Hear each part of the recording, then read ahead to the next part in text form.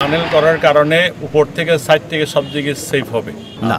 এটি বান্দরবানের কোনো নতুন ঝর্ণা নয়, বরং এটি দৃষ্টিনন্দন টানেল, যে টানেলটির বয়স ৩ বছর পেরোতে না পেরোতেই ফাটল ধরে রূপ নিয়েছে একটি কৃত্রিম জলপ্রপাতে।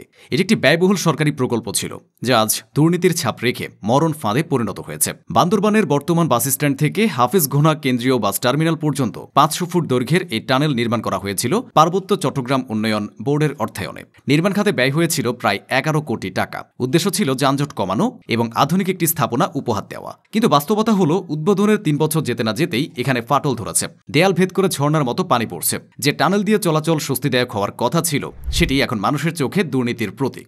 স্থানীয়রা বলছেন, টানেল নির্মাণের শুরু থেকেই অনিয়ম ছিল চোখে পড়ার মতো। অভিযোগ রয়েছে, তৎকালীন মন্ত্রী বীর বাহাদুর উষৈ সিংয়ের প্রভাব খাটিয়ে স্থানীয় ঠিকাদার ও প্রকৌশলীরা নিম্নমানের সামগ্রী ব্যবহার করেছেন। পাহাড় কেটে টানেল তৈরির সুযোগে মাটি বিক্রির নামে কোটি কোটি টাকার অবৈধ ব্যবসাও হয়েছে। সবকিছু মিলিয়ে একটি বড় অঙ্কের উন্নয়ন প্রকল্প দুর্নীতির উৎসবে পরিণত হয়েছিল, আর তার ফল আজ ভোগ করছে সাধারণ মানুষ। সরজমিনে গিয়ে দেখা যায়, টানেলের ছাদ থেকে বিভিন্ন স্থানে পানি ছুঁইয়ে পড়ছে। বর্ষাকালে এই পানি প্রবাহ আরও বেড়ে যায়, যেন ভেতরে প্রবেশ করলে ঝর্ণার নিচে দাঁড়িয়ে আছেন। কিন্তু এ সৌন্দর্য এক ভয়াবহ বাস্তবতার সতর্কবার্তা। টানেলের ছাদ দুর্বল হয়ে পড়েছে, যে কোনো সময় ধসে পড়ার শঙ্কা রয়েছে। আশেপাশের পাহাড় থেকে মাটি ধসে পড়লে ক্ষতির মাত্রা হতে পারে ভয়াবহ।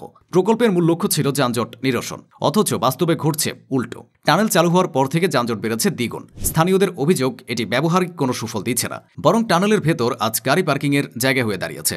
১১ কোটি টাকার এই প্রকল্প যদি জনগণের সুবিধা না দিয়ে কেবল মাথা ব্যথার কারণ হয়, তাহলে এর দায় এড়ানোর সুযোগ কারণেই। এই বিপর্যয়ের বিষয় যখন পার্বত্য চট্টগ্রাম উন্নয়ন বোর্ডের নির্বাহী প্রকৌশলী মোহাম্মদ ইয়াসির আরাফাতের কাছে জানতে চাওয়া হয়, তখন তিনি দুর্নীতির প্রশ্ন এড়িয়ে যান, বরং দাবি করেন টানেলের ছাদে পানি পড়ছে কারণ পানি নিষ্কাশনের পাইপগুলো চুরি হয়ে গেছে। একই সঙ্গে বৈদ্যুতিক তারও নাকি চুরি হয়ে গেছে, যা সম্প্রতি আবারও লাগানো হয়েছে। তার ভাষায়, খুব শিগগিরই টানেল সংস্কার করে পৌরসভার কাছে হস্তান্তর করা হবে। কিন্তু প্রশ্ন হলো, যে প্রকল্পে ১১ কোটি টাকা খরচ হয়েছে, সেটি মাত্র কয়েক বছরের মধ্যে এই অবস্থায় গেলে দায় শুধু চুরি হওয়া পাইপলাইন এর উপর চাপিয়ে দেওয়া কতটা যৌক্তিক? স্থানীয়দের ভাষায়, এই টানেলটি দুর্নীতির স্মারক ছাড়া কিছু নয়।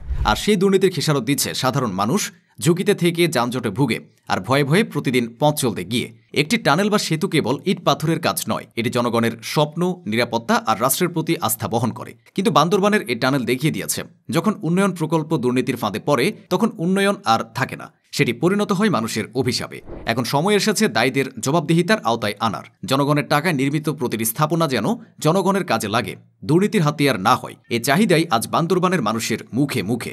উন্নয়ন মানে শুধু বাজেট নয়, উন্নয়ন মানে দীর্ঘস্থায়ী সমাধান ও মানুষের আস্থা ফিরিয়ে দেওয়া। বান্দরবানের টানেল আজ সেই শিক্ষাই দিচ্ছে, দুর্নীতি থাকলে উন্নয়ন নামেই কেবল হয়, কাজে নয়।